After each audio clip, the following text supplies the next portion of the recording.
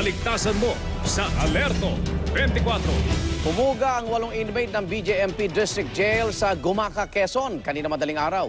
Hindi napuna ng mga bantay na nilagari ng mga preso ang rehas ng kanilang selda dahil sa ingay po ng generator sa kasagsagan ng brownout doon. At mula sa Gumaca, Quezon, si John Consulta, naka-alerto 24. John? Isa ng preso arestado sa 8 presong tumakas dito sa District Jail ng Gumaca, Quezon kaninang madaling araw.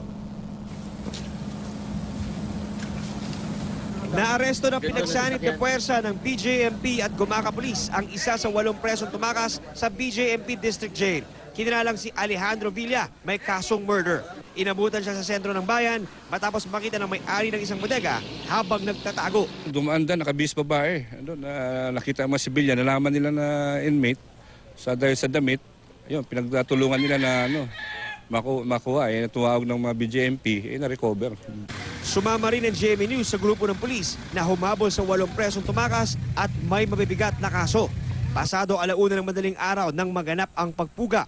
Sa maliit na butas ng rehas dumaan ang 8 matapos lagariin ang isang bakal na rehas ng selda. Pinilit daw pinagkasya ang kanilang mga ulo at katawan habang umuulan at maingay ang generator na ginagamit dahil sa brownout matapos tumama ang bagyong Glenda.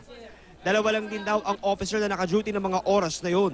Ito raw yung mismong lugar kung saan tumakas yung 8 preso dito sa Gumaca, Quezon. Makikita natin dito sa may bandang kanan ay matatanaw na natin yung mismong kulungan kung saan nanggaling yung mga preso. Kwento ng mga saksi ay dumaan daw itong mga presong tumakas dito sa ibabaw ng mga bubungang ito. At ang ilan sa kanila ay tumalon nga at bumaba sa bahaging ito ng community aming kinagagalawan ngayon. Paniwala ng ilang mga residente, posibleng nasugatan ang ilan sa mga preso matapos ng makaapak ng bubog sa lugar kung saan sila tumalon kaninang madaling araw. Gaano kalakas yung tunog, yung yapak nila? Ay talaga yung bigat ng tao kasi tumatakbo nga eh. Akala namin magnanakaw lang na hindi namin akala yung preso na pala nakatakas. Sinibak na sa pwesto ang jail warden ng BJMP dito.